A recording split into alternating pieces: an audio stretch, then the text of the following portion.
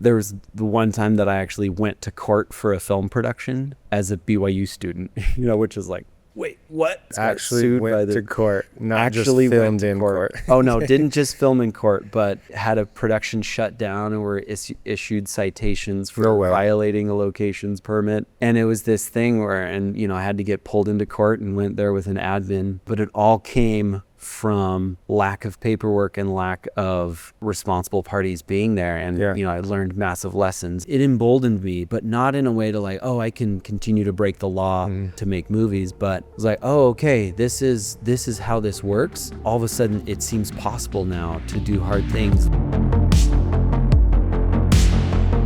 But I left that, I made it the cold open of me like losing, like in my head, losing my mind. I was pretty chill about it, but I was just like, are you freaking kidding me, dude? You didn't push record. So the joys, but dude. I mean, I'm speaking to the dude that literally understands problems. Oh man. You're a problem solver. I'm problem solver as a profession. Yeah. Have you guys started rolling? Yeah. I don't know. Cool, because that was a great bit to start with. We can start with that. We can keep that in. Yeah. They do that all the time in podcasts where they like sit down. Oh yeah, when we were talking right before the show, you throw the headphones on. A lot of the times I'll do that if it's good information, because a lot of people come into the studio and it's like kind of cool to get their reaction of just like, this is a dope podcast setup. Yeah. Pretty unique, but I've told just about everyone that comes on, I'm like, I want you to have a little bit of an experience and not just sitting in a little room having a podcast, but it's like we get to show your work, we get to talk, in a cool place. So yeah, super cool, dude. Well, I'm stoked to be here. Yeah. Thanks, man. And now we're rolling. Yeah, now we're rolling. Let's now do it's it. Real. Everything's recorded. This is it, man. Yeah, this is it. Willem, how do you say your last name? Okay, it's a mouthful. It's really the K gets people. Yeah. But it's Kampenhout. Kampenhout. Willem Kampenhout. Welcome to a filmmaker's journey. Welcome to our studio. Stoked to be here. Stoked to have you. Yeah. Appreciate you making the time, man. Yeah. And your busy producer's life. It never stops. Yeah. And I wouldn't want it to have it any other way, because producers produce. Yeah. And if you stop producing, then you're no longer a producer. And I'm sure you felt the famine where it's like, gosh, there's just not any work. And that's so much worse than being super busy. Yeah. I've started to lean into it though, because even just like 2 months ago, 18-hour days, 6 days a week. Just watching. And I was like, I can't do this forever. Yeah.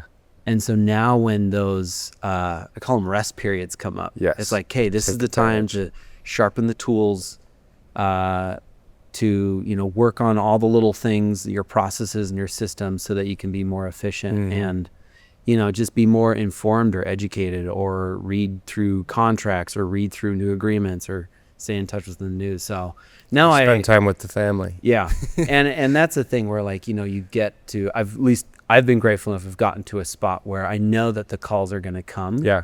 And having that kind of like confidence in your work and in your team and your capability is, really brings that assurance, because totally. It's a hard thing to see, like all your friends working and all your friends going on shoots and things, and you're like, oh, why did no one invite me? Yeah, totally. Why am I not hired? Do I suck? Yeah. No. So well, that's what I'm super excited about. Is obviously I learned from David that there's 3 businesses inside of Mystery Box, and so we could talk about that. But like working Mystery Box Enigma and Paradox, which is Post. Yeah. Is you guys have been in business for a freaking long time. Yeah. You're one of the unique ones that have, besides what, Redmond? We've been around for a while. So Mystery Box. So much experience. Yeah. So Mystery Box started back in 2010. When 15 years. Yeah. You're no longer a startup. No longer. Well out of that. The thing is, depends on how far back. There's so many transitions you guys have. Transition points. Yeah. But so it started back in 2010, and it really was actually Devin. Yeah. Devin Graham, Sam Bilodeau, Jacob Schwartz, and Katie Schwartz. Yeah. And Sam quickly went back to Canada. Devin kind of went to Hawaii and did his own thing. And for the longest time, it was just Jake and Katie. Yeah. And we started out small, or it was just, doing travel demo footage and learning, but very quickly working with high-end clients in the tech space, like Toshiba, Sony, Samsung, that had really high demands because Mystery Box was one of the first groups to upload 4K to YouTube. Yeah, I remember that with Jacob's YouTube channel. You guys were like, you were just setting the next standard, and even the 8K when that came out, of like these really high quality, almost RC Willie type videos, right? You see on the TVs. And so just being able to deliver on a high end and knowing what the end is and beginning with the end in sight is so important for how you start a project from the very inception, and making sure that you can lay the framework so that when you get to that full finished product that it can support itself technically. And that was just one of the foundational principles that we as a team always do, is we like to what's called shoot for post. Because if you're thinking about post-production, because post-production is where most projects die. 100%. You know, whether they don't get edited or whether not edited to their full capability or finished properly, or it's stuck in some sound mixer's library that's waiting till he has free time, which will never happen. Isn't that crazy though when it does get to post? I mean, you get to the point where you trust certain people, but it gets to post and it's another blank page. Oh, man. And it can kind of turn into anything. Even I'm editing a video right now. We had the shot list. We have the script. We directed it to the best of our ability, and I'm in post editing it, and it's like, dang it. There's little things here and there that, you know, you don't think about that you have to fix in post. Yeah. And if you don't know how to edit those things or have the rhythm or the pacing right, it's like the whole project flops. I often approach with the framework that you write a film 3 times. You write it on paper, and then you write it in camera, and then you write it in post, you know, and that post-production writing, some of it's in the editing, but then there's also where you get to use the richness of sound and, you know, visual effects and, you know, okay, what can color do? And taking all of those tools to do that final crafting is, you know, huge. And sometimes, I mean, that's where you really start to feel the magic. For sure. Isn't it fun when you have a concept in your brain and you kind of see it and visualize what these shots are, you write it down, put it onto paper. And my favorite part is to think back on that. Obviously, if it's storyboarded, you can look at it and then watch the final product and how you never expected it, different locations, obviously problems that come out. And then it's just like 3 different movies that were created. Yeah. But you only see the last one. Yeah. You only get to see the last. Well, and that's what I love about producing, is you get to see it in all the various stages and you have like a very influential hand in that. Yep. But it's fascinating. Oftentimes I won't be, and partially because as a team we have to hand off responsibilities, and I'm often like the pre-production and production guru that's just pushing projects through and bulldogging things through. And sometimes I'll get to the very end and I'm more watching like final cuts and final tweaks and things like that. And most of the time, because I've been in those other phases of writing, I'm like, oh, hey, I'm not actually surprised, because it's like, hey, this turned out great. It turned out just how it should have. The planning, you know, for sure. We're going back to your first point about the feast or famine type thing, knowing calls are going to come. Yeah. That's one of the coolest places to get to. I'm 5 years into my business. You're 15 years into, you know, obviously there's transitions along the way. I feel like I finally got to that point where those famine type eras are like, guys, let's just embrace this, because we're mostly in the thick of it and it's really busy. And knowing that next week, because we move extremely fast, it's like week to week. And getting to that point where you're confident enough the calls are going to come is so cool. But it's also hard, and it's like still balancing, and then got employees. You want to make sure they're busy, but then you want to not overwork them. Yeah, it's a tricky thing, because I mean, there's always an element of risk. Yeah. And, you know, as your productions get bigger, you know, for instance, like with our client base, week to week, you know, we have things come in, but we're kind of working on months long horizons or even like quarters and years where, you know, we're talking with clients and projects right now that won't see the light of day until end of next year. So cool. And so, which is a helpful thing for planning, but the only downside is there's only so many of those clients out there. Now, given within like the level of, within the landscape, you know, there's still a ton of them out there, you know, more than what we could take on ourselves. And so that's why it's always, I've been working emotionally and mentally to not feel jealousy for when other people are having success, because I find that success and appreciation and gratitude begets more of that. Yeah. And if you start to insulate and create infighting or have that pettiness, that it puts bad vibes out there. Yeah. You know, no one wants bad vibes. You focus on the wall, you're going to hit the wall. Yeah. It's like focus on the good stuff and that this is a good time to recover, or focus on working on the business versus like in it.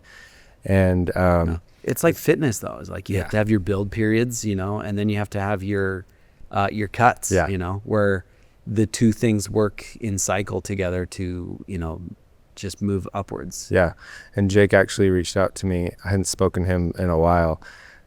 I had asked him to be on the podcast right before your guys' film that you just did. Yeah.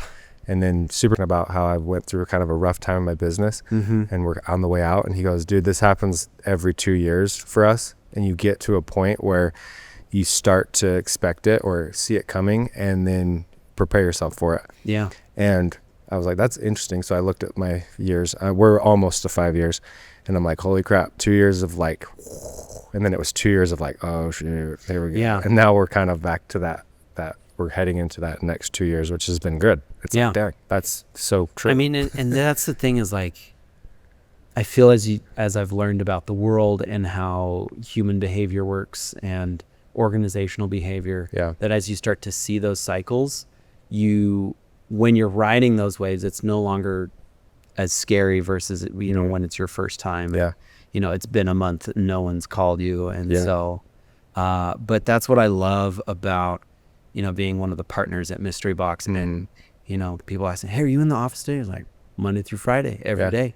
You know, we show up whether there's a project to work on or not, but we're going there and we're working to improve and perfect and make whatever it is that we have going on better. And I think because of that, we're able to have so many different irons in the fire, per se, that there's always something that we can just be pushing and working on. Yeah. And it's awesome.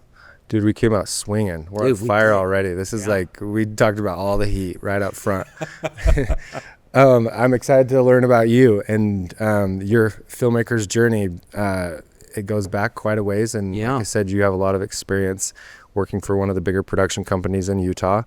And I'm super into business. I love that side of this world. And I was like, man, when Willem comes in, obviously we're going to pick your brain and I'm going to dig deep on a lot of your guys' successes and even failures that you've had along the way. So let's start with you. Who are you? What do you do? Tell me a little bit about your career right now. Yeah. So my name's Willem Kampenhout. I am the head of production over at Mystery Box. And then with our sister companies, Enigma 3 and Paradox Post, I kind of work as as like a studio manager with Enigma and a rental manager, helping with some of their bigger clients that come through and kind of providing that producerly experience, but from the rental house perspective. And then I will often, and then with Paradox Post, I will assist with some of their larger scale post budgets. And so my big role within all three of the companies is taking, almost like pulling out of the metaverse, like, okay, what is it that they want, and like bring it down to reality. It's like, well, this is how it translates into hours and time and dollars and cents, and but not just like, oh yeah, running the calculator, but then knowing who you can actually call and having a deep Rolodex of trusted people that you can call and do to make it action, and not just like barely get over the finish line, but make it be such a success that they have no other option but to call you back. Yeah. It's like, that was amazing. Let's go. Yeah, exactly. And I think I bring up him in every podcast, but Luke Johnson said it exactly the same way as a producer. He's like, you're just grabbing things from the ether. And they're like ideas and like knowing it's like things that aren't even real yet. Yeah. And you're making them happen. And it's fascinating how, you know, because Mystery Box as a team, we've spent a lot of time in the commercial space. And what's great about the commercial space is you meet a lot of different people. You get a lot of exposure to people who can't speak cinematic language and don't have a background in visual storytelling or audio storytelling. And so learning how to but they have their own good ideas as well and things that they want. So learning how to contextualize and help them realize what they envision, but then also learning how to, within the relationship, plus their ideas and make it better than they even imagined, and not just like blowing it off. It's like, oh, you don't know what you're talking about. But it's like, no, what they do know though is they know their brand, they know their business, and they know what they want to do. They're just learning the language, and you're there, and we get to be there as an expert to help bring them through that process. And how much of it is you pushing their ideas to be better, and like to have like, because they're going to see inspiration, they're going to show you what they like, and then they're going to bring that to you, and you're going to be like, cool, that's been done. Do you guys try to just do what they want, obviously make it look good, or are you guys like, that's a fun idea, but how do we make it different or better? Yeah. Do you guys talk a lot about that stuff? Hang up on that person there. Yeah. Not important. Not important. Yeah, I get calls. Zoom in on who that was.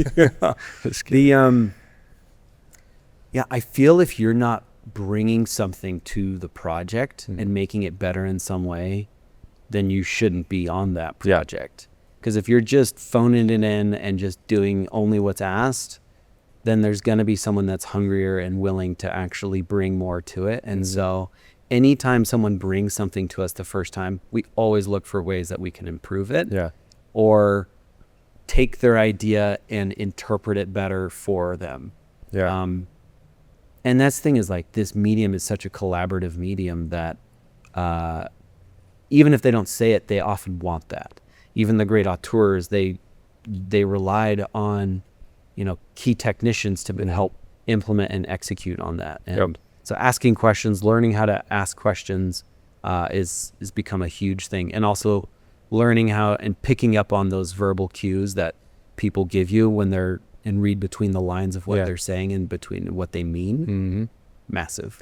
You're a master. Like, I mean, that's psychology in business, like, to the fullest, because I feel like that you got to play the politics, even though you're not working like a corporate thing. It's like, you got to listen to them, but interject your opinions to not belittle them, but also build them up, love their ideas. It's like this back and forth that is an art, and it takes a lot of those meetings and a lot of those calls to like develop that. Because I remember the first time I pitched someone on a wedding video, and it was like, how much do you charge? And I'm like, this and that, and like, I'll talk to myself out of the gig. Because I didn't know how to freaking price it. But that's typically what you're doing as a producer, is you're taking their vision, but then you're also figuring out how to do it, and what that cost is going to be, and can they afford it, and finding that middle ground. And listening, but also giving advice. And you build like, back of napkin estimates or, pricing structures, just in your brain that like, okay, for a thing like this, it can cost X, Y, Z. And so you can come up with things pretty quickly, but I always love the process of putting a budget together, because that's where I feel you're setting the roadmap of, hey, this is how it's going to work, because every number represents a person or a place or a resource that shows up. And whenever we have clients that are, under budget or tight on budget, because let's be honest, no one's rolling in the dough these days, unless everyone doesn't have a healthy budget. It's like, that's the best place to start a conversation. So we want a video, we don't have the best budget. Perfect. Love that's that. why always my first thing is like, well, what are your shared resources? Like, what can you bring to this to help make it so that I don't have to pay someone to come in and do that? And that's been one of our specialties, because over the years we've worked with groups like The Chosen, or we've worked with, corporate companies like Unique, that we would find ourselves coming in as a expert team to supplement a team that's already there in an existence, but to bring in an extra level of expertise or creative ideas on how to, just plus what they're doing. So cool, man. It's been a blast. And as we continue to do that, through our careers, it's just only gotten bigger and bigger scales, because now, rather than just coming in and working with another team on a 10-15 minute piece, full-length documentaries, series, and all those things, and learning how to work with other teams has just been foundational to the kind of work that we do. So cool. And I could literally pick apart so much and continue going down those roads. Yeah. We'll get there. as I pick apart your journey. But let's go back to where it started for you, man. we filmmaker Willem. Yeah, there you go. Yeah. The little we filmmaker. We Willem. We Willem. I think Where did it start? First films I made was with my brother, using Legos and Cool. things just at home, little VHS. Yeah. You know, and then G.I. Joes, you know, out in the woods of northern Idaho, and then went down to BYU where my parents had convinced me to get a business degree, and then, as they say, I fell amongst filmmakers and never looked back. Was it just more of like a friendship thing? Like you met people and you met them? There was intro to film class that I was just head over heels about, and my TA, Matt, he invited me to help him on his school project because he saw that I was really outgoing and answered a lot of questions in class. And I still remember that it was a conference room scene, and I came in and I just held the boom pole the whole time, but I was just flowing. Yeah. And from there, I just started going to student film festivals, and that's when I met Devin, and he invited me to help on a music video. And I mean, I still remember to this day that we'd never met, but we're up late at night, and I'm like, hey, what's up? He's like, prepping for a music video. You want to come? Like, sure. So he sends me this like tutorial called the Grip Guide on how to be a grip. Nice. And I just watched all of it. Yeah. I didn't have any tools, so I bummed my roommate's car and went to Walmart and got gloves and pliers and C40s, all the little things. So then when I showed up on set, I remember Devin like, whoa, you're ready. Yeah. And the hair or the clips, you didn't call them C47s at that point. Yeah, well, I learned from the videos that it was C47. It's no longer a clothespin. Yes, a clothespin. But yeah, and on that day, I met David Thorpe, Jacob Schwartz, Katie Schwartz, Jameson Dressen, Devin Graham. They were all in that shoot? They were all in that that shoot. Which one was it? It was for an artist called Prince Early. Okay. This wasn't his YouTube channel. This was this was Martin Luther King Day 2008. Oh, so cool. Devin YouTube channel. And I just came in and hustled, and they're like, oh, this kid hustles and he'll show up for free. And so heck yeah, they just kept calling me back. So when you said that your parents wanted you to go to school for business, why? And also how'd that go? And I'm sure that influenced a lot of where you're at now. Yeah. But I'm curious about that. Just that's where it kind of started, even though you loved to make videos as a kid. Business as a parent, business is such an applicable knowledge and skill set that it can apply to many different things. So I think them encouraged me to go down that path was really with, good intentions. Yeah.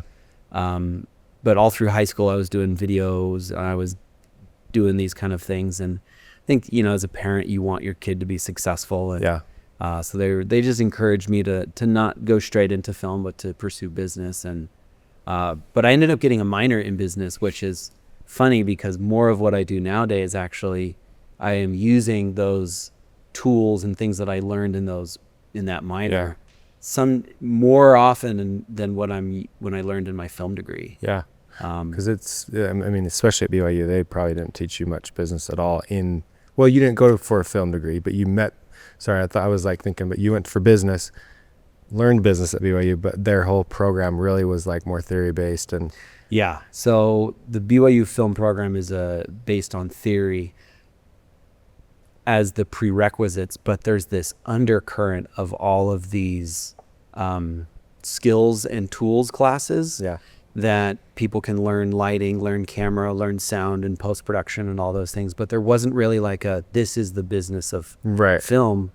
But there's always problems. Of course. But like, I feel super lucky because the time that when I was in school was when the Red One came out. The 5D revolution of digital cinema was happening. And, like Steve Jobs and Bill Gates, just right place, right time, where opportunities were opening up right as we were just fresh and really willing to put in our 10,000 hours, and we had more available hours to put in the work and learn the things and forge down a new path versus being set in your ways of, no, this is how it's done, and having to backtrack to then go down a new path and a new opportunity. Well, that was like the beginning of a lot of these changes. I mean, 2008 was when I graduated high school, and it was like I was using DV tapes in my senior year. Yes. And then freshman, sophomore year, red, digital. It was like that transition, and then it started going. But back to the business thing, the reason I ask is I love business, and I've learned so much in the last 5 years. I always knew I wanted to do business, even though I loved filming. Yeah. Because I ended up going to UVU to get a business degree as well. That's no way. That's cool. My mom was like, "You're always going to need business. You should do it." And I was like, "But I want to do film." She's like, "I know, but it'll help you eventually." So I took a lot of business classes. I didn't end up getting a degree or anything, but I took a lot of business classes just for knowing one day I'd want to do this. And here I am 5 years into it. And you think you can learn everything until you actually do it. And then you realize there's so much more to learn. Well, even if you get told something, it doesn't stick until it actually happens, or you feel that pain. Then it's like ingrained in you, and you're like, I can't do that again. Yeah. It's the difference between, I call it textual learning versus experiential learning. That when you experience something for the first time, that's when the lessons and the richness and the nuance of things really kind of settle in. You know, it reminds me of, you know, you asked me like, hey, bring up fun stories. There was the one time that I actually went to court for a film production because, you know, as a BYU student, you know, which is like, wait, what? Yeah. You know, BYU students you actually went to court, not actually just filmed in court. Oh, no, didn't just film in court, but no, had a production shut down and were issued citations for violating a locations permit. And it was this thing where, and, you know, I had to get pulled into court and went there with an admin. But it all came from lack of paperwork and lack of responsible parties being there. And, you know, I learned massive lessons. And but it's this amazing story where, you know, we're filming a short film about rock climbers. That plane crash and they have to climb out of a valley to get to safety. And so, you know, in Utah, we have these beautiful mountains. We're students. We reach out to the Forest Service. Like, hey, can we film here? And they hear, oh, student film. You want to film in the woods? Yeah, no problem. Go ahead and just film out there. And so for us, we're like, oh, great. We can do whatever we want out here. And so our locations manager didn't talk with the person about how we were a 30-person crew, but we wanted to bring in a water truck and set up rain bars in Little Cottonwood Canyon. Oh, yeah. Which is a watershed protected environment. And so we're halfway through our day. Director and DP are up the mountainside, completely out of sight. And I'm down at base camp as the producer, you know, getting all the lights set up for these night scenes. And then a watershed ranger pulls up and is like, what's that thing? What's this doing here? And just bright-eyed and bushy-tailed. It's like, we're making a movie. We're gonna have a rain scene. He's like, cool. Not with that thing, you're not. Man. And he's like, where's your location? Where's your permit? And I was like, oh, well, my locations manager said we didn't need a permit. The lady at the permit office said. And he's like, what lady? Oh my gosh. I didn't have documentation on me. I was like, oh, let me just call Haley. Haley's my location. I'll just call it real quick. Pull up the phone, bring it up, and it's ring. And it's at that moment that I remember that Haley was on a 14-hour plane to Japan. Oh gosh, so you're like, Haley's not. And so I just looked like you know, he's like, I think I'm gonna fall for that. Caught with my shorts around my ankle. And so, you know, wanting to teach a lesson to these kids, he calls all of his friends. That's where I learned that there was 5 different departments of the government that we were in violation of. Oh my gosh. Unified Police, Forest Service, Sheriff's Department, like everybody came out to, you know, just to shut us down. And so I was like, okay, well, I'm going to, you know, so we bring everyone down, we start packing up, and I call the director and I'm like, okay, Gary and Nick, we're getting shut down here, but just keep filming and we'll swing back and pick you up after dark. We'll figure it out. And it ended up being okay because we did have an email chain where the representative from the state did tell us that we didn't need a permit. Got it. And so we sat through this court session. It was like a group hearing. So there's like criminals getting charged and drug traffickers and going away for 20 years. And then they get to us. And Like, oh, yeah, we're dropping those charges. Fine.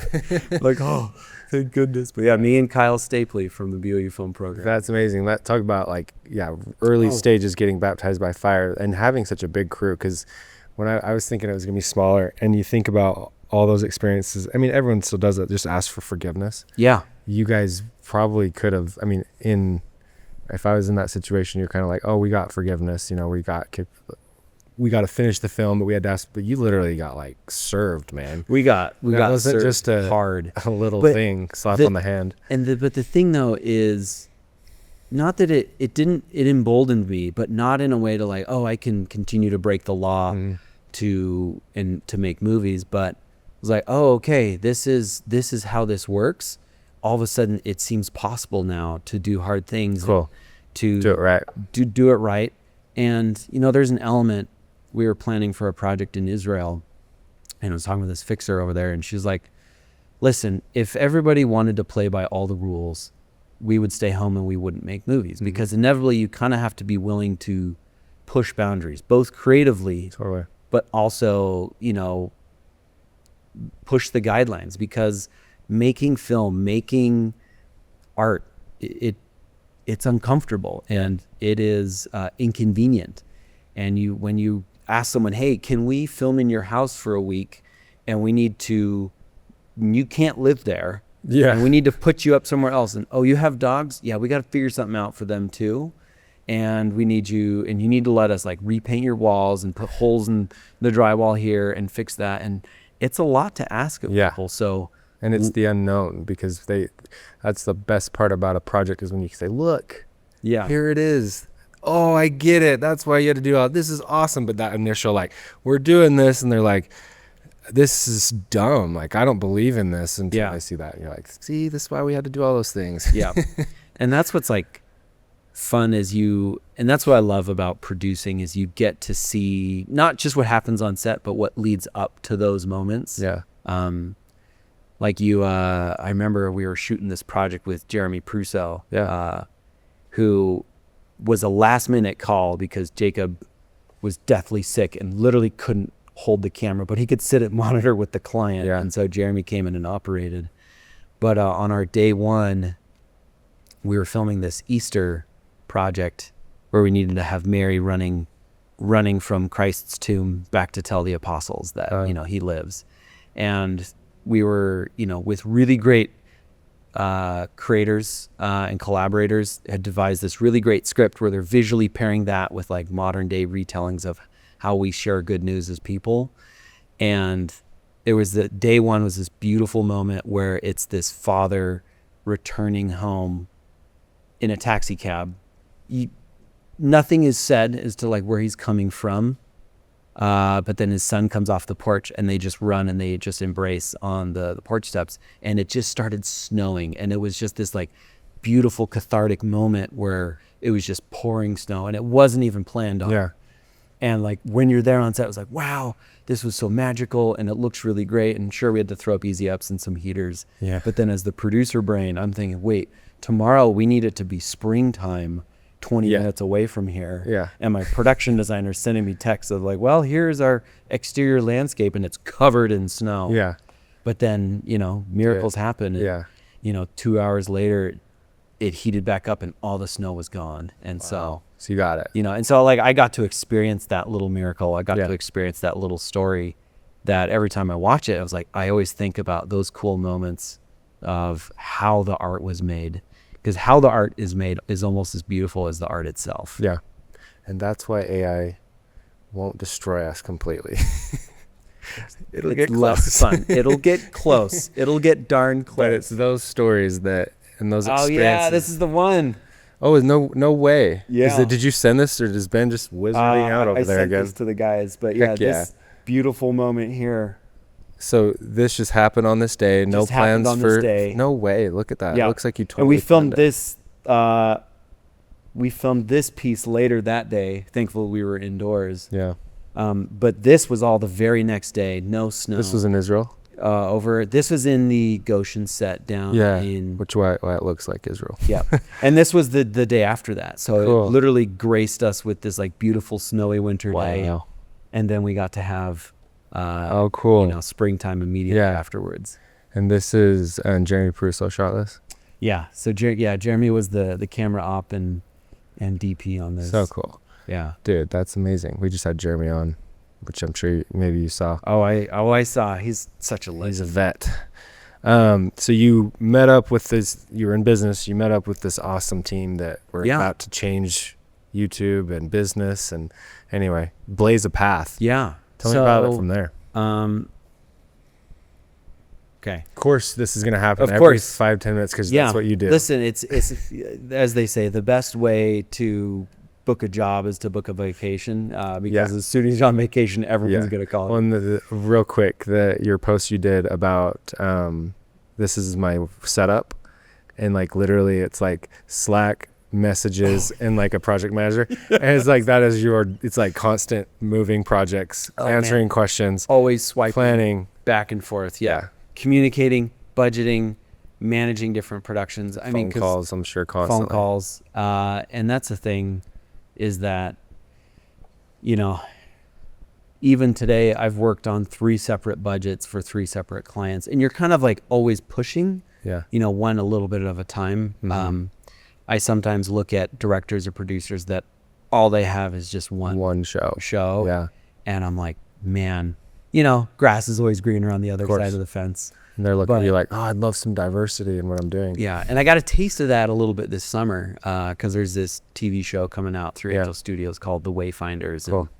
And it was rad because we were able to start some early work on that in like March, April.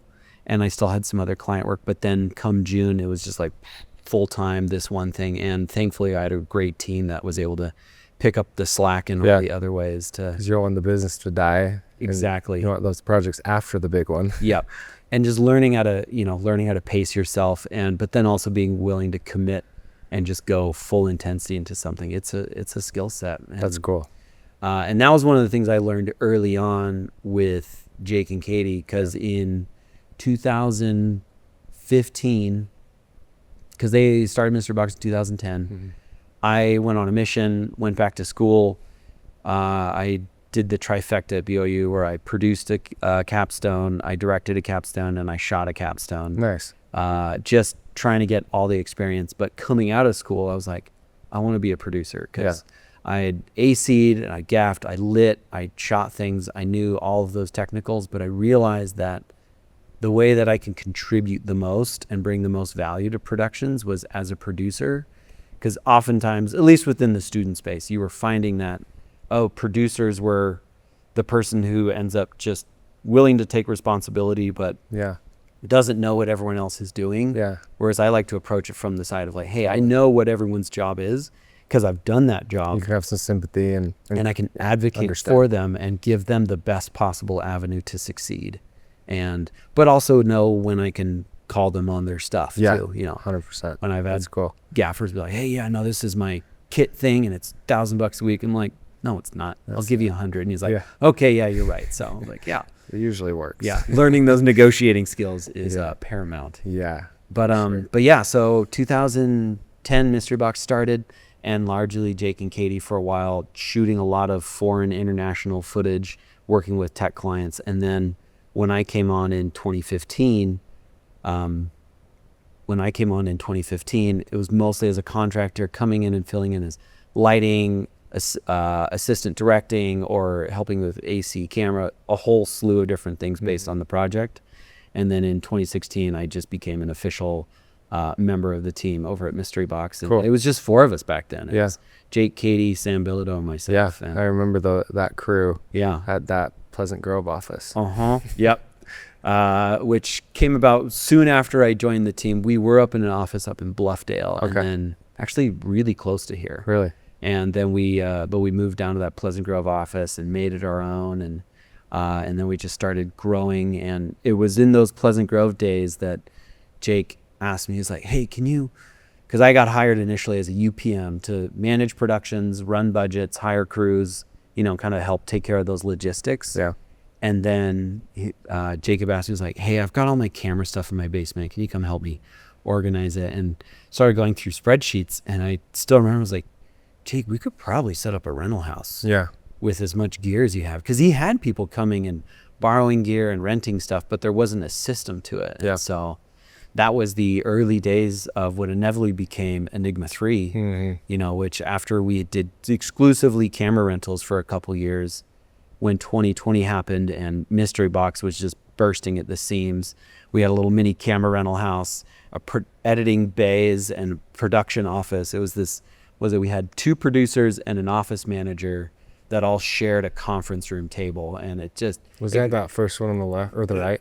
Yeah, that like That's first cool. little room It was a right. conference, and then you guys ended up making an office. Yeah. Nice. Oh no, it was only ever a conference room, but it got us like used to like working and collaborating with other people all the time. Cool. And so, but we were just bursting at the seams in terms of how many people and projects that when 2020 happened, the biggest risk we took was when other people were, you know, shutting down. We decided to just take a gamble and just invest and, you know, make a big investment and put money into a studio that literally 10x'd the size of our space and our footprint, which also 10x'd what we had to pay for rent and utilities. And all of a sudden, oh wait, you have more than one door into your building. Like, how do you lock that? And how do you take on all of that added responsibility, but do it in a way where it doesn't overwhelm your personal life too? Because, you know, people have their expectations of, oh, when they come to a business, they expect,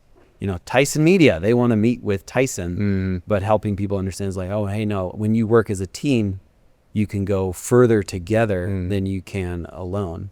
Actually, that was one of the things that when Jake first asked me to join, he's like, hey, you know, one of the big things is like, hey, I believe that as we build a team, we can go further together than, you know, if you want to go fast, go alone. If you want to go far, go together. Yep. You know, that's so cool. When you joined Mystery Box, you started doing the UPMing and you basically started getting into the business. Talk to me about that stage of Mystery Box. And I think a lot of people would kind of love to learn in those times. I mean, it's a little different now, but like getting jobs and having them come in and getting a funnel even, because that was before you were really running ads, if you guys have ever run ads. But basically, what were you doing? Like, was it outreach, reputation? Funny story. Maybe don't quote me on this, but the unofficial quote is Mystery Box has never run ads. Nice. We've built websites and we've built relationships, but it's always just been exclusively word of mouth. Yeah. Which, for better or for worse. Yeah. There are great things about running ads and marketing, but your best clients are the ones that you've already worked with before. Yeah. And so we've just chosen as a strategy to just invest into those partnerships and into, you know, maintaining those relationships. Yep. And just, you know, the going through the door that's open before you, because it's so much harder to turn a cold lead or even a warm lead into a paying customer versus turning profitable already customer too. Paid profitable customer into a repeat customer, because it turns out it's easier the second time. Yes. And so that's just always been our mantra. In those early phases, you know, it's like they say, to be successful, you either have to cheat, be smarter than everyone else, or be first. And thankfully, we were one of the first people to upload in 4K to YouTube. Yeah.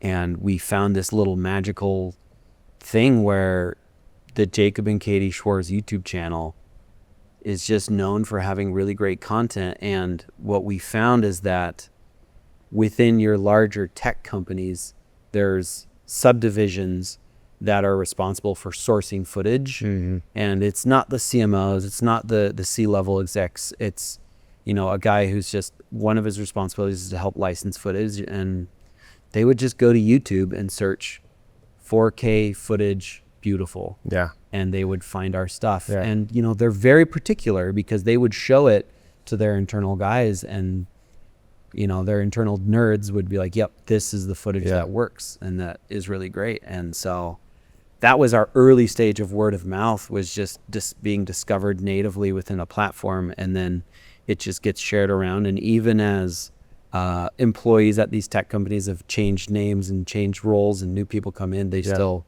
have a relationship with us. That's cool, because it's exactly the way I've built my business. I've never run an ad for my company. Yeah. I ran ads because I built a course and didn't continue doing it because my freaking business got busy, which is a great problem. Yeah, but never ran ads for my business, and I've always hung my hat on that. And I actually didn't know that about you guys. Yeah. Because it's no different than what you just said about go alone. If you go alone, or go fast or go alone. Yeah, if you go want together to go to fast, go far. Go and it's just like that with your business relationships when you're creating content. If you go with them, you're going to go far, and you build that. And I always pitch to people that it's great to understand who's working there, build those relationships, but then also understand their brand, what they like. The feedback becomes way quicker. You start to cater more to what they need, and then they like that because it's quicker. Yeah. And then you like it because you're having a consistent income, which is so important in business. Yeah. And as you build those relationships, even if the relationships are not forever, like we've had plenty of clients that they've just grown in a different direction. Yep. And because we know who we are and what we want to do, and we've gained understanding as to who they are and what they're after, we're never like super crushed about it, because it's like, hey, it's a natural path, and it's like we celebrate them for that, and as they move in that direction. And so there's the good ones that move in a different direction for good reasons, and then there's the ones that move in the directions for really bad reasons. And that's totally part of the game. And like we've still got clients that are with us since the beginning, and then I've got some that are like 2 years old that I see a long future with. And then you've got those ones that are one-offs, and I always pitch to them like, let us show what you can do, we can do, but our whole goal is to work with you for years. Not a decade, that'd be great, but like 2-3 years is like awesome if we can just build your content up to a point that you guys can hire other agencies, get new eyes, fresh looks. So that's really cool. I did not know that about you guys. It makes me love Mystery Box even more, because I feel like that's, it's exactly how I've built my business. And one of the things is understanding like targeted advertising is like, how are you going to market to, the CMOs? How are you going to market to the art directors? There's not a lot of them out there, to those big decision makers. Most of the time, those relationships are built by introductions or them discovering your work natively on their own, where they feel like they've found something, and they feel like they've found a diamond in the rough. And if we can help them as an individual look good within their own team, then we have succeeded, and that's what like anchors us in. And even if we're not right for all of their projects. Totally. So when you're back in the late teens, what was your role in all of this as you guys were doing the 4K content and you're growing the business? It sounds like you did you started the rental thing. And I remember that too. You had that little cube under the balcony. That like one little like double door opens up, all the gears on the side. Oh, there's so much gear. I had one DSLR at that point. So cool. So like, what was your kind of role in all this? Because this is part of your journey. Like, you started, but then like you obviously grew into a position where it sounds like you're a partner, and like you have to have reasons for that. What were you doing? So when I was on board as a UPM, it was largely to, like we talked about, sit in the client meetings. It wasn't because we had a partnership with an advertising agency that was doing the creative, and they turned to us for execution. And I was the one who was kind of the point of contact for all of our other contractors.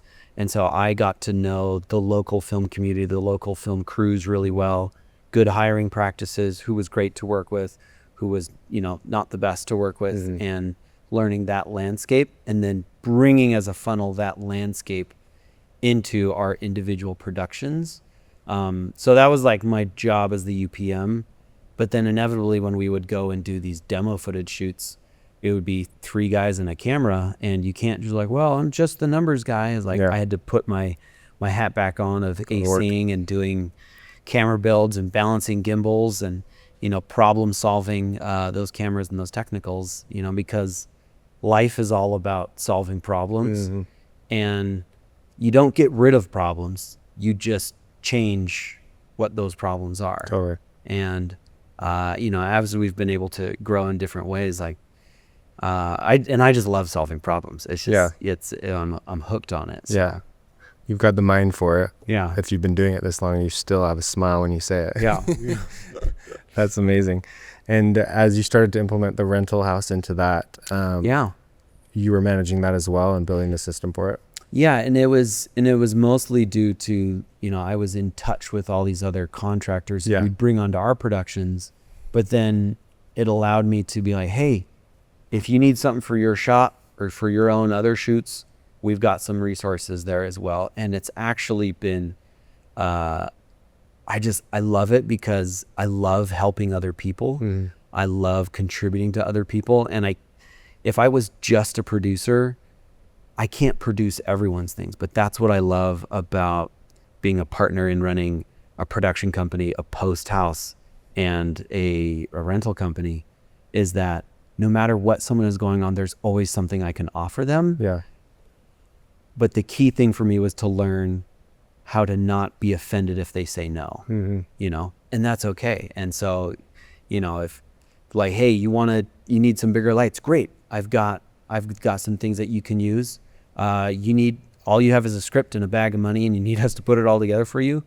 I can do that as well too. It was like, or you just need someone to come in and do the color, or, hey, I've even have buddies that are like, I have a finished film. We just want to play to the Megaplex. I just need a DCP run. What's a DCP? We can hold your hand through that and get that service turned out for you. And so I just love contributing to not just my own work and my own art and through our films, but also to other people's as well, because it's hard making movies. Yeah. It's really hard and you need help. Yes. And I've found that most help comes when you asked for it and if someone steps up the plate and delivers. Yeah. A lot of this is kind of making me think about like the progression of not only yourself, but the business. Yeah. And I'm really, if you're like, dude, you're talking too much about this, like growth, I'm just in that. Yeah. I'm 10 years behind you guys. You're feeling it? I just, 100%. So like with that's why I wanted to ask, so like what your growth and your part in this was, because I think it is, you tell me if I'm wrong, this is like your journey was growing with Mystery Box. Yeah.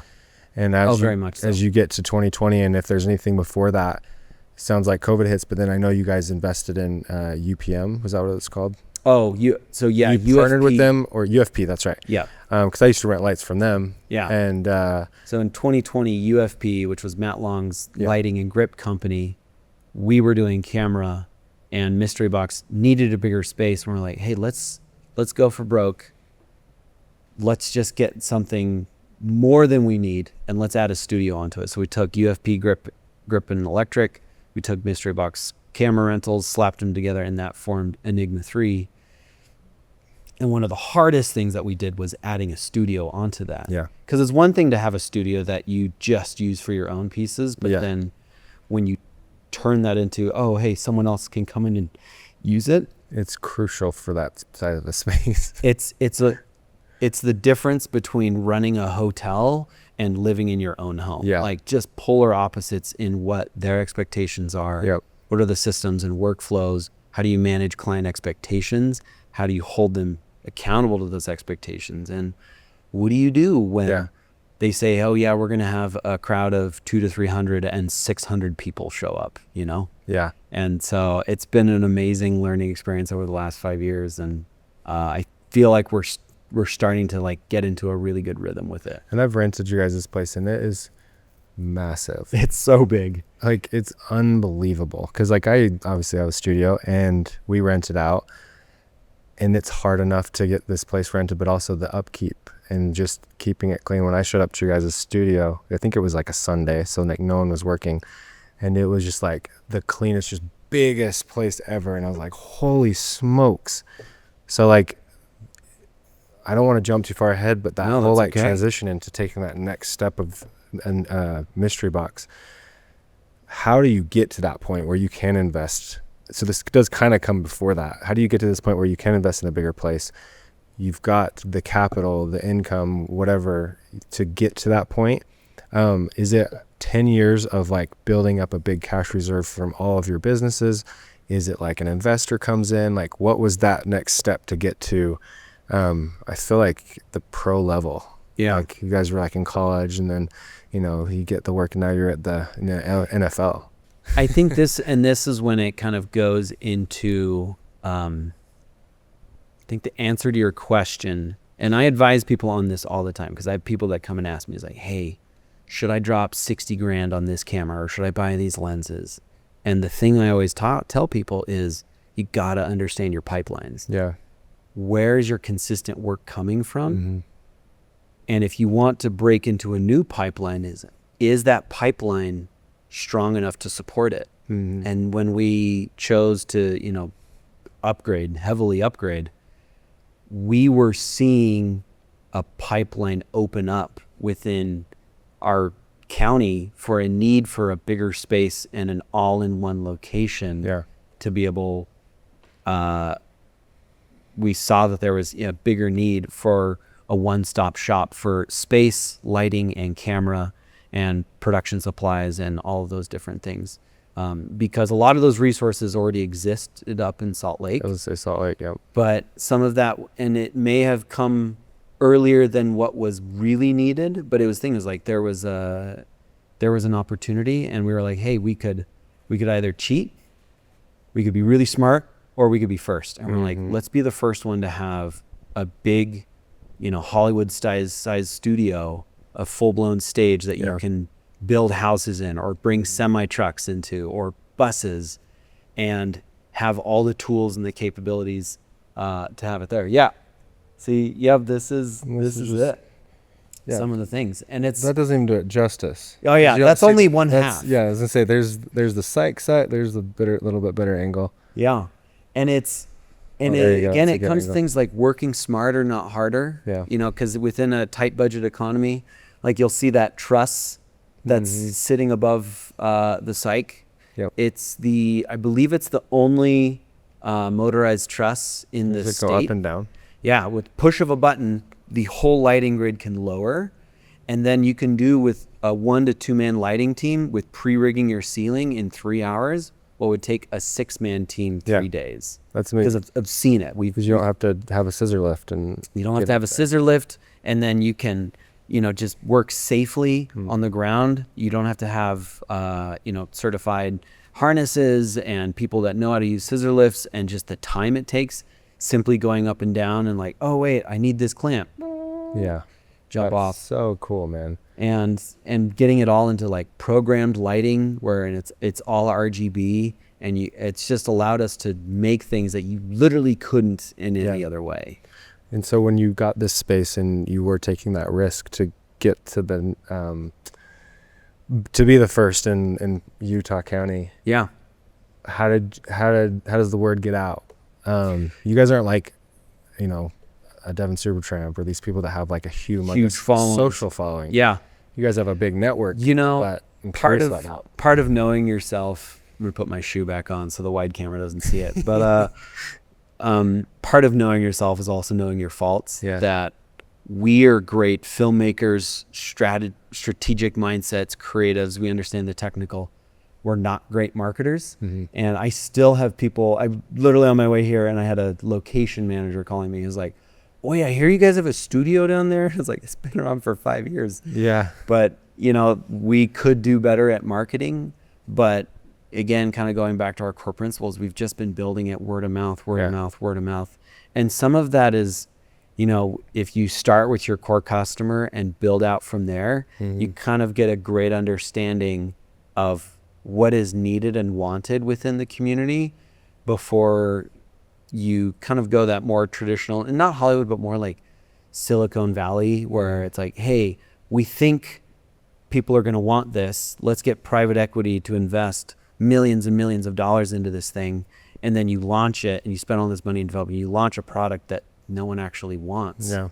Whereas we've opted to be, you know, it doesn't look conservative, but we've been very scrappy and very conservative as we can to build it up in a way and learn how to be strategic in our offerings and what we give people. So that's crazy, man. Yeah. It's just another level.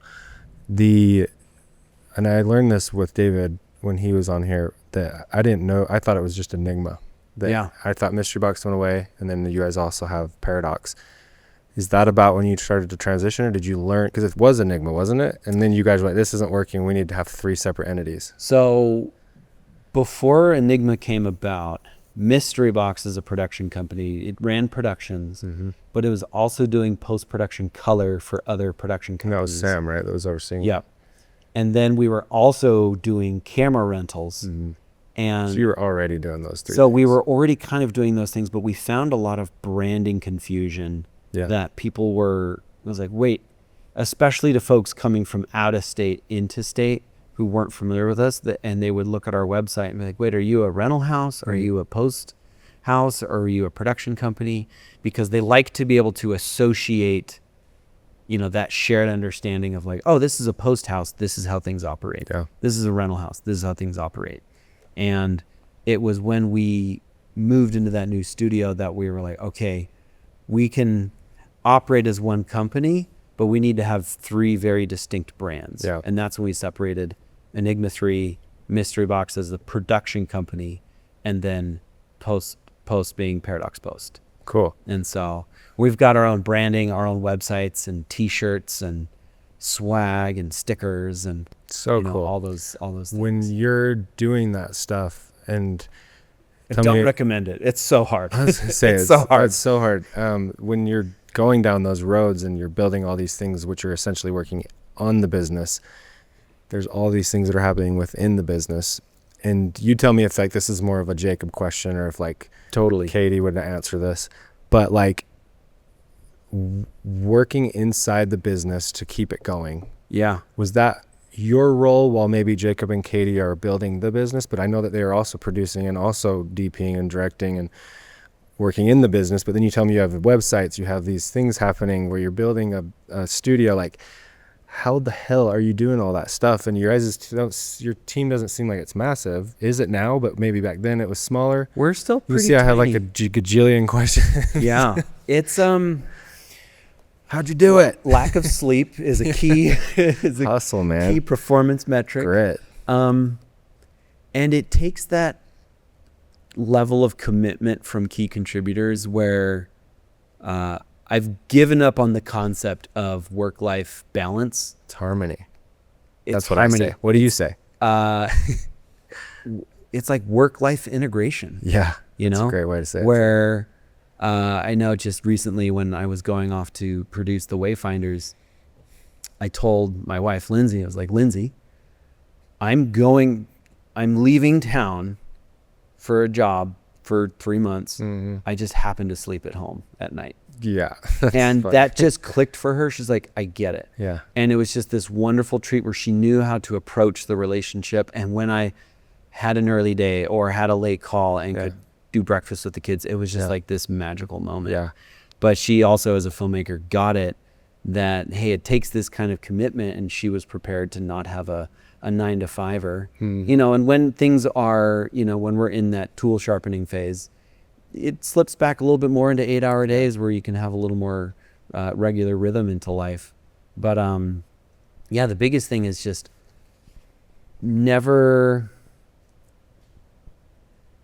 one of the principles we go by is never betting all the chips on one hand.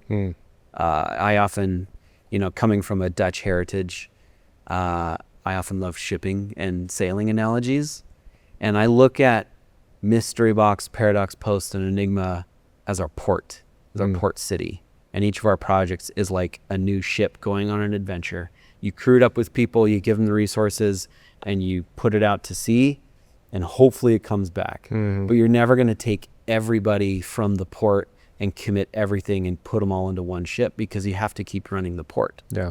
And so what does that translate to in the day-to-day operations? Sometimes it's nights and weekends when the internet goes down, or when the server needs to be reconfigured, or, you know, when you need to move warehouses, or, you know, for us, like when we physically have to build, you know, the camera prep bays, you know, you're doing that nights and weekends. But then learning how to delegate and onboard people as well too. All those soft skills has been the areas where we've seen a lot of the personal growth amongst the team. And it's in all those ways that you don't really see it on set, but it adds to what is happening on set. Yeah. Jeez, so much. The projects that come in, Yeah. you're seeing those up front. Tell me about like the consistency with these clients, but also like, are you doing like a massive project that will fund months? Are you mostly doing a project that's a week and then the next month it's like month to month versus like a huge project you do that maybe funds the business for 6 months? Or do you do both? Like, is it like We've started doing less and less smaller projects, mostly because as a business, we're looking for high leverage opportunities where we can utilize our skills the most as a team of producers and directors, as Mystery Box, the production company. Now, Paradox Post and Enigma 3, they're servicing week to week kind of clients, very different client bases. But, you know, because our skill sets, we kind of started to see this bell curve. I mean, especially October 2021, when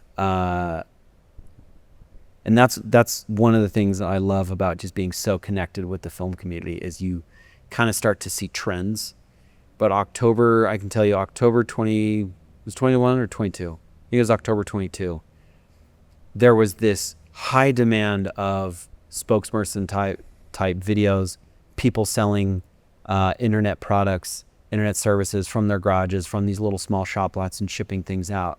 And then there was that recession that just, I mean, it was like overnight. You know, we went from, 6 figures in rentals coming in to just like 90% drop. And it was like, oh, something's changed. Yeah.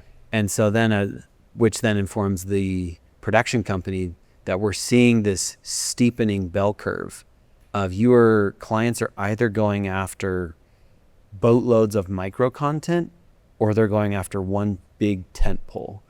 And we have chosen to try and ride the tent pole side, where whenever we approach projects, we think about more than just one deliverable, but how can this be repurposed and reused and provide, more of that luxury experience for a brand or for a production company.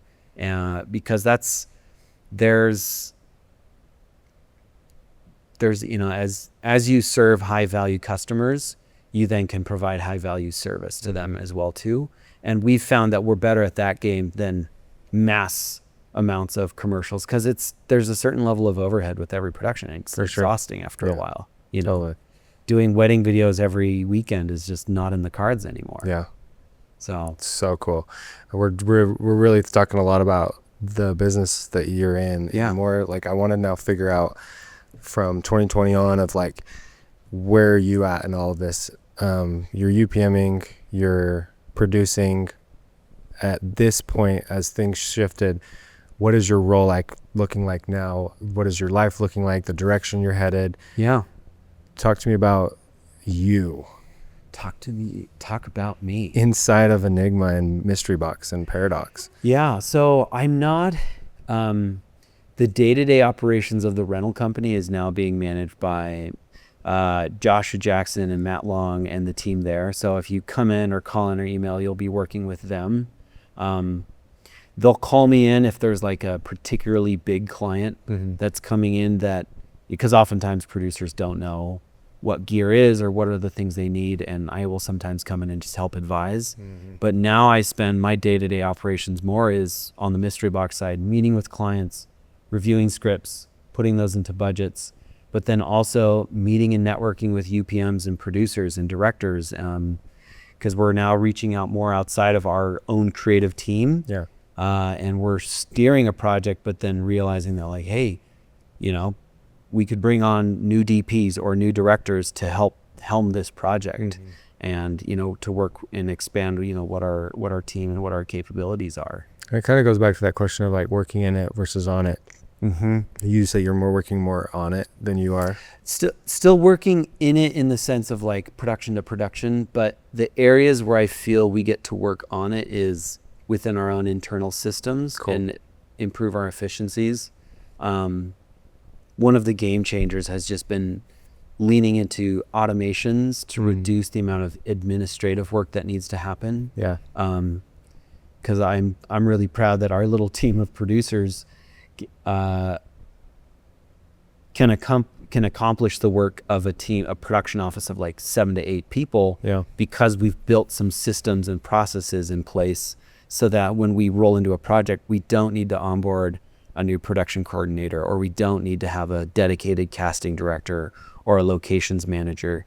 We're able to lean into the margin a little bit and take those hats and wear those, because anytime you add a new crew member to your crew, there's always a little bit of overhead work that just goes into that, and recognizing when can I shoulder that burden and when do I need to let that go. Because there are some projects that like, yeah, absolutely, there needs to be a full-time person on this, and it's worth the money to pay someone for that. Yeah. And so, but just learning how to recognize those, and if we build systems so that if it's a smaller scale thing where they can't afford to have a 50-person crew every time, then it's like, great, how can we make this run with a 15 or a 20?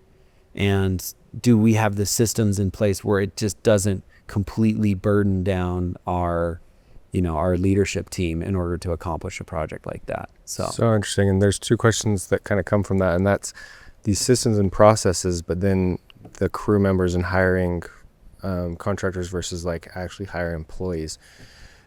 What are those systems and processes that you've kind of built? You don't have to go into a ton of detail. Yeah. But like, that's where I'm at, is figuring that out. And then also we're hiring, and we need systems and processes that support the training and the quality of the output of content that we're doing. And there's a huge gap between that. Yeah. And it's like, how do you make that easier for the next person that comes in, so you are way less hands-on and they can just roll? Sure, the answer is hire really expensive, awesome people. Not always though. But I'd like it to be like, I'd love to train people up to that. Yeah. Because we're very fast here. Like I didn't really understand it until recently, like how we're churning content so fast, and it's a niche that we've created, and a lot of that comes from me, and that's kind of what I did for Nomadic. It's what I did with Devin. I can just do it fast, right? So I go. And so a lot of these clients want that. And so I've niched that. So I'm hiring people to keep up. It's hard. And I need to build systems to support it. So that's the question. If there was one, how do you do it? I mean, the biggest thing is documenting your processes so that you only have to do work once. Sometimes it's training manuals. Sometimes that's an instructional video. Sometimes it's scheduling a weekly email that goes out to remind people of XYZ. The great thing, and where is the leverage within those things?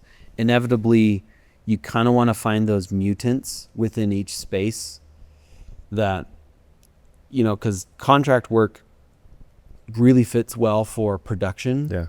But when it comes to like working with clients and post and things like that, maybe that's when it's good to have people that are employees that know your systems, and there's those repeatable things. Like even with us, like editor to editor, not, one editor is going to be great for a documentary versus, a 30-second, lifestyle video. Totally. It's going to be a different thing. But if you had if you had an assistant editor that's ingesting the footage, getting the process set up so that it can transfer over to color in that easy systematized way, because as you work with contractors, they're going to have their own systems in place. And if you don't provide a system, you're going to fall to the level of whatever their system is, which is not always the best. Yeah. A huge thing that I'm doing right now is I'm creating an internal course essentially for my post-production, because we do so much post. Oh yeah. I do a lot of production, but the blood flow of this business is post, because that's going to be consistent every month. And so I love to do post-production. I always have. Now I've always been good at it and really fast. Yeah. And so I'm creating Loom videos right now where it's like, because I can't really teach it unless I'm like doing it. I'm like showing it. I'm actually having things happen. And then what's been really cool with AI is I'm taking that entire transcript, putting it into ChatGPT, and I'm saying, now organize all this into a training manual. Yeah. And then going to create videos that kind of break that down. It's a huge undertaking. I'm doing it with a little bit of help from these guys, but I'm like, it comes from my brain, so I have to be very involved. But here's my struggle. and this is kind of going into another question, it's all working in or out of the business, is like I'm so busy working in the business, editing every day, like doing videos, pre-production, directing, that I don't have time to build the systems. Yeah. And so that kind of, I keep kind of going back to that same question, but with like, how do you free up that time as a person that's a leadership in leadership that needs to build the business? And like I said, maybe it's just hiring the right people and really paying them right. Really giving them salaries. And that's the thing is, this is a therapy session for me. Sometimes it takes something really breaking until you like go in and fix it. And, not that we're the poster child of, we have perfect systems. Of course, we're continually innovating as well. One of our mantras is Mystery Box. We're creators and innovators. Yeah. And, like Jake says, that the system itself is just constantly changing. Yeah. But learning how to appreciate speed and simplicity. Because, sometimes as I consult with clients, like shooting on the best camera doesn't mean always shooting on the highest quality camera. Yeah. Because that's only one phase of the writing process. What's your post look like? There's something to be said about filming it on this and then immediately hitting a button and posting it live. And it's like, do you invest in the production and in doing a line cut and those things, and then you can just send it direct? Or do you need that, where are you putting those and allocating those resources? And some of that is just pairing the systems with that certain client. We've had some clients that we've worked with that we've wanted to come in and like take over their post systems because we're like, we see that you can be more efficient here and there. And what we realize is that this particular client, they were okay with the inefficiencies that they were experiencing because of the price point that they were getting. Yeah. But for them, they also didn't need to scale volume. That actually too much volume would actually dilute the product itself too. And so finding where those balances are is like really huge. And also like with those systems, some of it's just, just like, hey, I schedule this amount of time for myself to go in the gym. Same with the business, like, okay, if I can schedule, 30 minutes a day to just work on this course, whether that's an automated task. I've seen things where we've done different sprints where it's like only client meetings in the afternoon. Morning time is for working on the project and working, in the business or on the business. And then you like meet with all of your interested parties in the afternoons, and just creating those sectors structure. For yourself. I can tell you're good at what you do. This is like really good for me. I feel like I'm just taking me to school. Cause you're obviously the structure, the system, like you have to have that structure where it is. It's like the gym is the best example. It's like, I don't have time for the gym. It's like, well, you have to carve out time. You got to make time. And if you don't, you're going to have inefficiencies in everything else you do because you're not healthy or whatever. And I like that level of commitment and putting that into something as simple as the meetings and like saying this is when I do meetings and only when I do meetings. And then obviously things will come and go as the day changes, but I love that advice. It's something I need to be better at inside my business because I'm running around with my head cut off. But I do go to the gym. That's like super important to me. And it's like, well, I'm making 2 hours for that. What's making 30 minutes? 30 minutes a day turns to 2.5 to 3 hours a week, which turns into, how many hours in the year. And also recognizing one of the core principles we learned and a terminology we love is makers and managers, that in understanding what phase of your brain you're working on. Because often when you're working on a project, you're in that maker phase and you're in that creative space and you're just wholly enveloped behind it. But there's going to be people who are managers and they're very, very important roles and they want to feel like they're being productive. But if the managers are constantly having touch points with the makers aren't going to be able to make anything. And so having a system and a structure for those interactions is really, really huge. And that's where I've realized that like a lot of my time is spent as a manager, like you're saying with my setup, got all my text chains, my emails. I'm kind of like opening up different gates of information and authority for team members to work together and to keep the work happening. But man, when I get into a budget phase and it's just like me and the sheets, and I'm like turning on my freak brain, time flies, and I miss everything. So that for me is when I'm in my maker phase, because I'm literally making the plan of how the project's going to go. And then I had turn around and advocate for that for the creatives with the clients and all those different things. It's kind of like, for me, budgeting is like creating something spiritually before you create it physically. Yeah, 100%, and making sure your ducks are aligned. Dude, I could go all day. I want to put like together like a mastermind of just business people in Utah that like want to just freaking talk about this stuff, because this is so fun. I talked to Mike at Film Lab about it. It's like, dude, there's some people in Utah that like just to bounce ideas. Yeah, because I think it's so important to have these conversations with people to stay upbeat and happy and not like jaded and being willing to share too. Yeah, like a lot of people think they got to gatekeep, and it's like, man. No, and the thing is, like, everyone's gonna take what you share and interpret it into their own thing, you know. And there's obviously like specifics and details that you want to keep close to the chest, but the secret sauce really is you. Yeah. You are the secret sauce for your sphere of influence. Yeah. And, despite what's going on in the world and how you feel like, oh, AI is taking over everything, I have nothing to contribute. Turns out you have an audience. Yeah. You have a sphere of influence that people want to hear from you, and whatever that is. Like, I don't make content. I think my attempts to make content happens about twice a year, and then make a little YouTube reel. Or do your fixer-upper videos. Or my fixer-uppers or cold plunge videos. Or dude. Something. You got to have a creative outlet in some way. Yeah. Well, dude, we talked so much about all this business. You send us a lot of links to videos and content you've created. Let's talk about one that is one of your more favorites. And then I also want to talk about this huge project that you were just on. Yeah. What was it called again? The Wayfinder. The Wayfinder. And is that a TV series?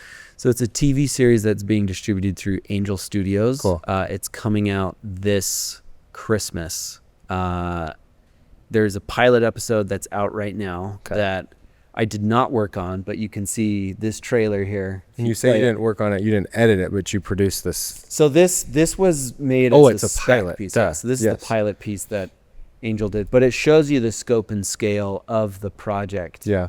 But it's just it's everything that I love. It's like adventure, it's fantasy, it's family friendly. There's like big things happening. There's great acting in it, and none of this is in the film or the TV series. You guys actually shot this, different actors. So this is actually same people. Same people. They loved the pilot, and so I came in and produced episodes 2 through 6.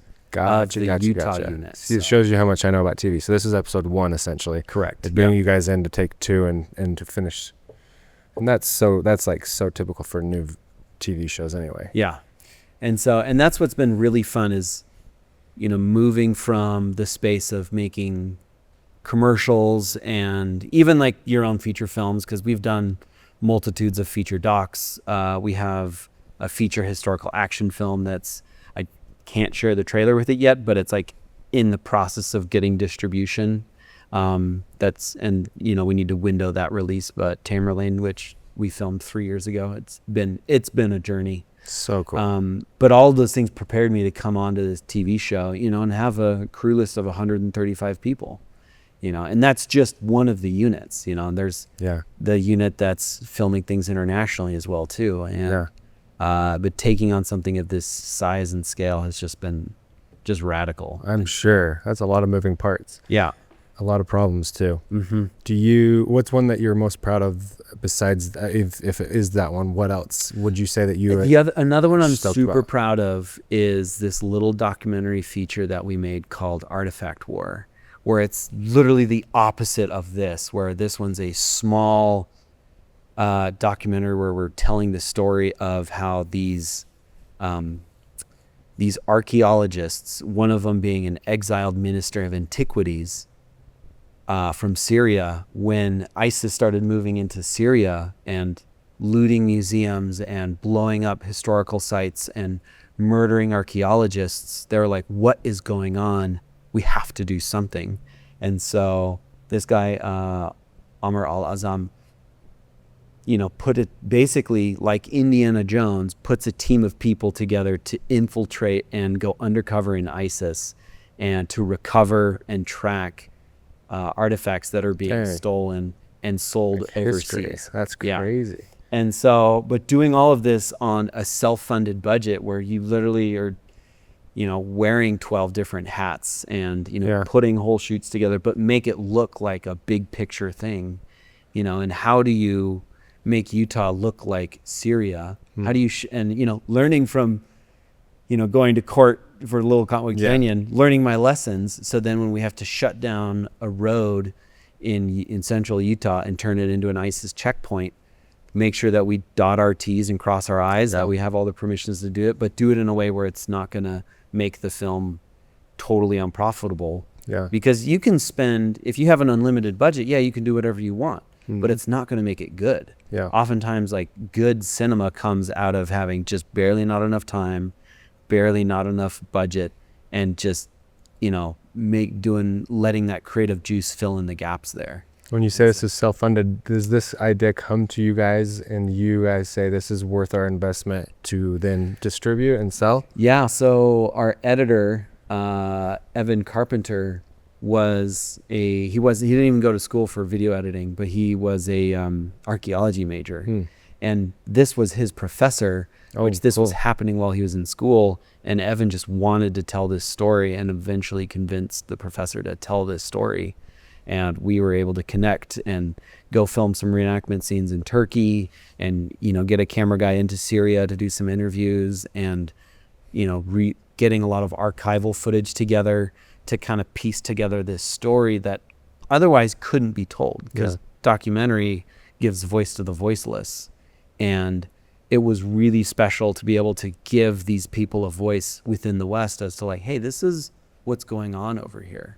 And literally as we're like pressing print on this, that's when the Assad regime fell, and we actually changed the end of our documentary to reflect and to kind of like wrap it all up, because it had this like weird ending where I was just like, well, we did all this work and what's going to happen? We don't know. I guess just be aware. But, that added just a nice little bow to it. There's like, like, people that do bad things do eventually get their comeuppance. And I mean, it's and what's crazy is with like social media and smartphones and all these things, like, we think that the Nuremberg trials with like Hitler in Germany and all the atrocities that they did, there was, even though our guys were smuggling artifacts and pictures of artifacts out of the country, there were other teams that were just recovering documents and recording the atrocities that were happened and smuggling those documents to other countries. And there's going to be huge revelations about just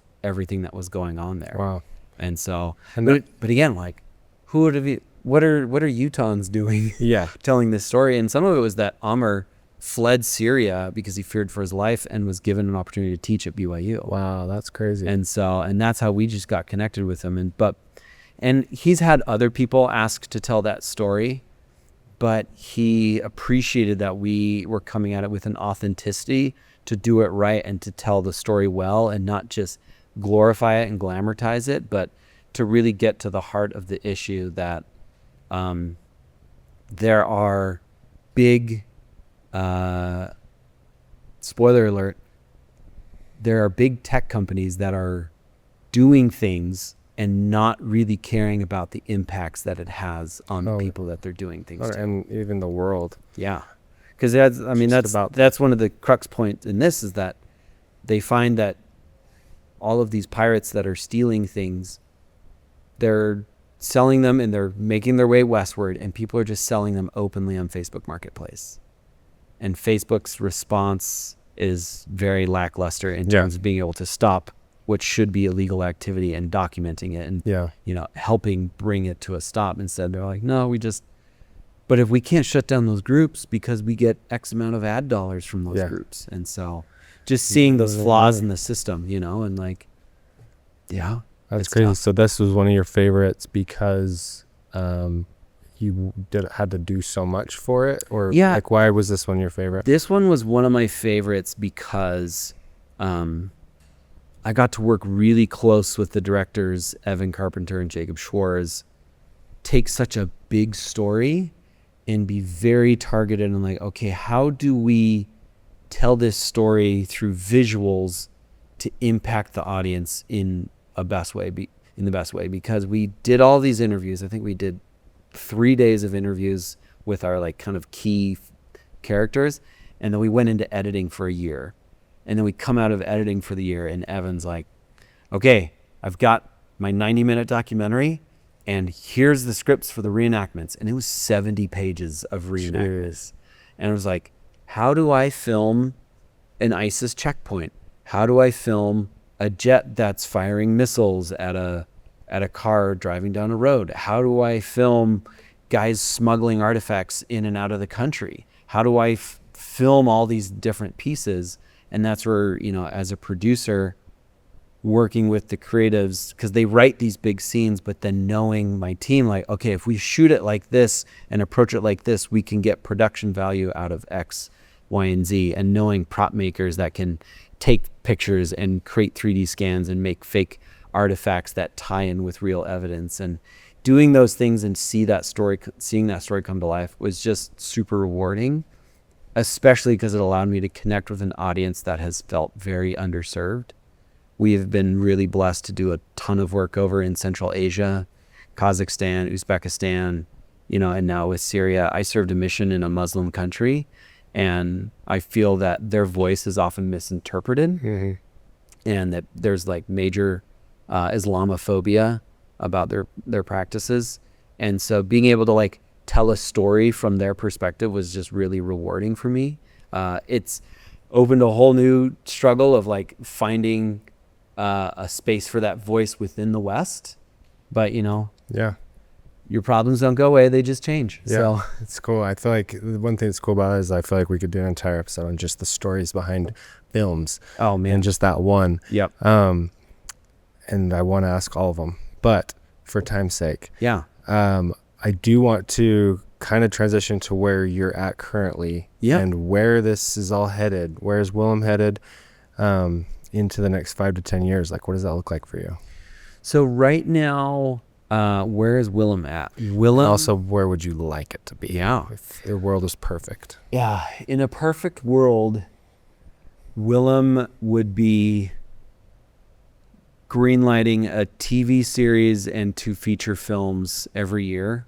And by greenlighting, meaning like working with the writers, getting a writing room going, getting those funded, getting it greenlit, production going forward with that, and just getting those big impact stories getting told and on the screen. I'm a sucker for good science fiction, and not a like space fantasy, but I love like, you know, the Foundation series or like robot films. Edge of Tomorrow is like favorite film. That's it. So good. But yeah, just like doing things that have big impact and just, you know, doing big projects that employ a lot of people, get me to work with like work on cool stuff. Yeah. And, you know, tell cool stories. How does that compare to where you're at currently? Like, are you not doing, sounds like you did one TV show this year. Yeah. So we did one TV show this year, and a feature film this year. Okay. That dirt bike movie. Oh, cool. I think I reached out to you at one point because we needed a camera guy last second. That's right. And you shot it at Bunker Hill. We ended up not. We ended up doing a Mountain West. Did you get in touch with Courtney? I did. They were just, it was like right in their peak season. And it just, wasn't it like fall? It was spring. It was like, it was right when they were about to kick off their whole series, because I followed that series and I love those guys, and that track's so fun. But you didn't end up getting to be there. What's funny though is Mountain West ended up being perfect. Cool. Because it had those like have you ever been down in Mona? It's a private track. Yes, I have ridden that track before. They just opened it up like last year. Yeah, I don't see anything from it anymore. They kind of like opened it up for a little bit, but they've since closed it down, which was perfect for us because we didn't have to compete with any events. And so it was just like, hey, I have the machinery to like groom it, do what you guys want with it. So we were able to really control the space for it. Yeah, that's but it also that was a good option. It leaned into the fact because he has those like trucks and shops and all those things there that were story points that we needed, which Bunker Hill didn't have. Yeah. And so it actually worked out perfectly. That's really cool. That's so fun. But yeah, so we've and just more of that, but just, doing more.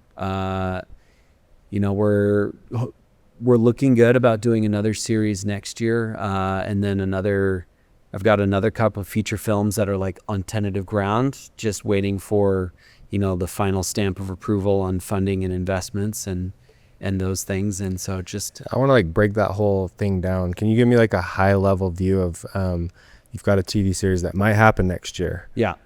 Why is it might happen? How does it even, that conversation starting? How do you even get it's mostly like, and investors and things like that? TV series is like greenlit, it's funding, but it's just from the main show producers, just like, hey, do we want you to come back for, season 2?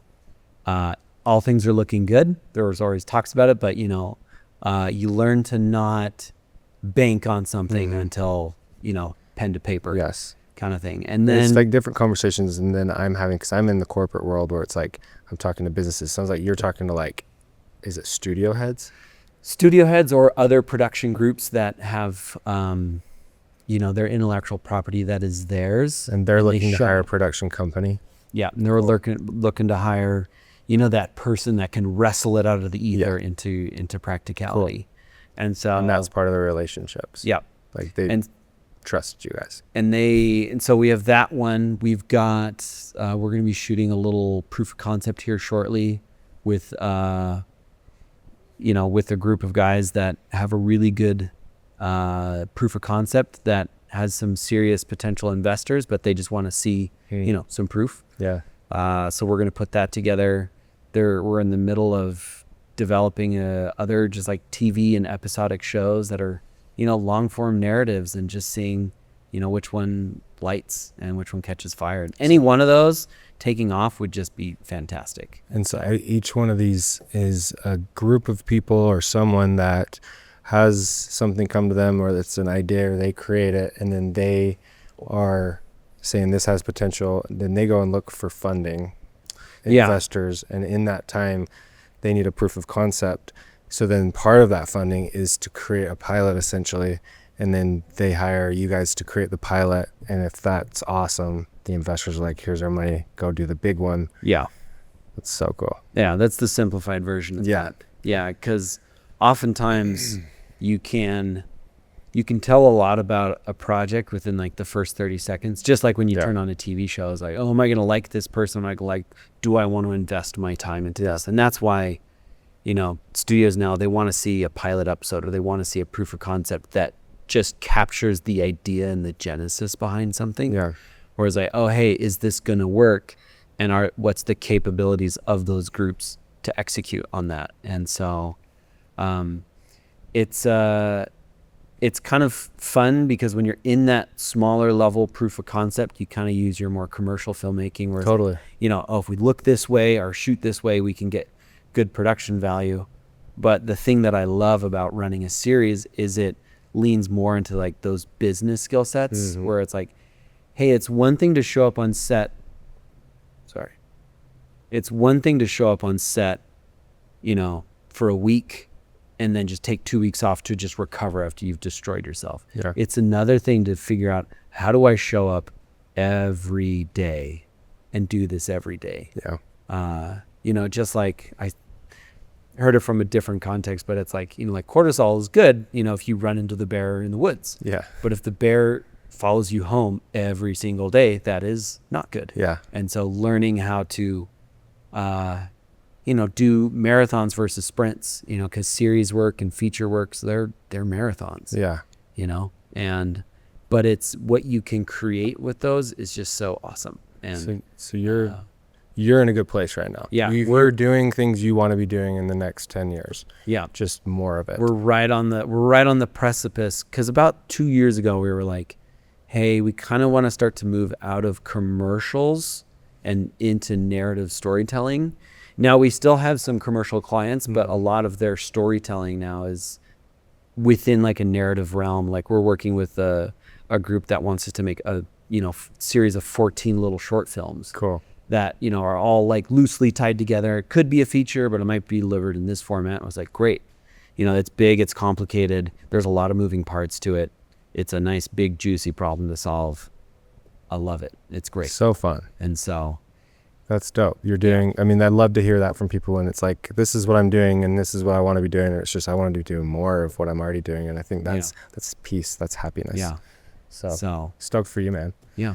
We love it. We want to wrap up with, I just want to have you give one piece of advice from your perspective on life. Yes. As a producer, you've given so much already, but if you were to wrap it up into something that Ben would ask you, because he's one of our producers, what would you tell these young folk? What piece of advice would I give to producers or to just like film people in general? I think to producers, if you are okay with that, unless I bet your advice to film people in general would correlate to that. Yeah. Because it's your perspective. My advice to film people in general would be, don't associate your worth as a human to the success of your career. Because I've seen that destroy people. Yeah. When they are plenty capable, but for whatever reason, just luck handed them a bad set of cards, and they feel that it's like not them that it's them as a whole being. It's like, we are more than what our careers are. I love my role as a father even more than my role as a producer. Yeah. My role as a husband. Those things are way more value to me. But to producers though, I would, what do you say to producers? There's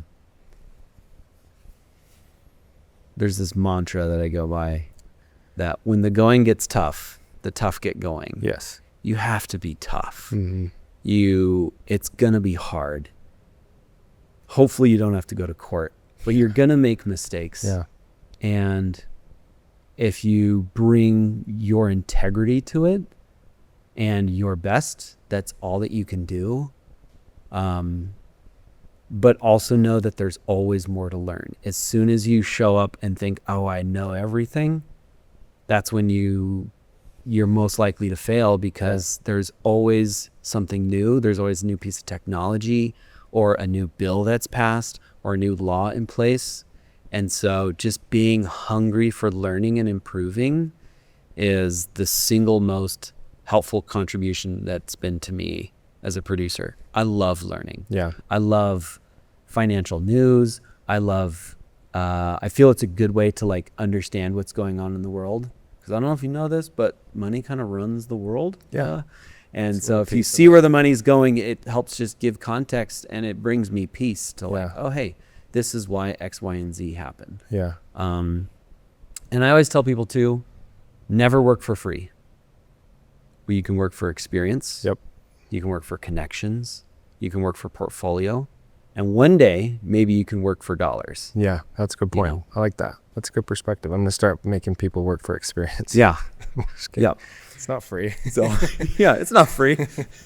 That's amazing. Yeah. We like to end. This is a new thing we started like 6 episodes ago. Are we prepared for that, Ben? So we have did we tell you about this? Oh, I know you have a question that you leave for the next person. Cool. We're starting to tell. I love it. We just transitioned. It's really fun. Actually, this one's kind of random. I hope you're okay with it. Totally. It's from Landon, by the way. And he asked this question.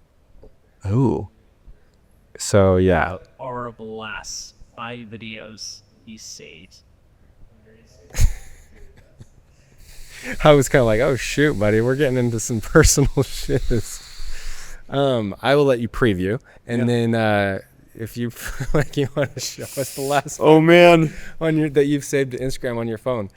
It was funny because I love to manipulate the algorithm. Yeah. When I find something I like. That's so good. So I'll get into my Tyson Media page and I'll see like some videos I like and I'll start to save them. Uh-huh. And then all of a sudden your search feed just becomes this massive like, it's just every video is that, and you start to get cool views. All my posts. It's also interesting how that manipulates people. And not to go into politics, but like, oh my gosh. The echo chamber. Oh, I like that. Social media. Cool. We're going to keep feeding you that. Yep. So Let me see. I actually didn't like this question. Landon, that was a bad question. It's not a question. You know what's really funny is so, and this is where everybody, you think people, and this is where the humans are just weird and squirrely and we do things in different ways. I think the last video I saved was February 19th. Before that was February 28th, the year before. So it's like, And then it was December 23rd. So I don't. you're in different phases of life. There's no the theme. thing is, I don't save videos as much, but however, my version of saving videos is like sending things to my wife. Yeah. Funny but that's little memes that you can relate to. What's funny is, funny memes. But the one that it's like honest fatherhood. It's just like a one, and then like I scroll down some, and it's like chickens dancing.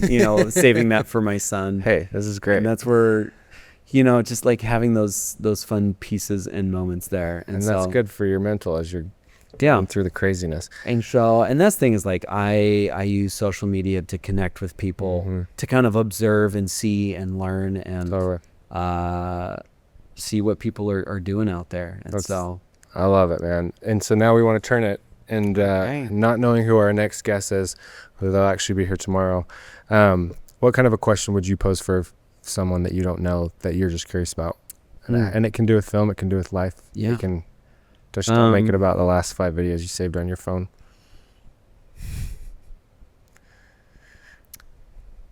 When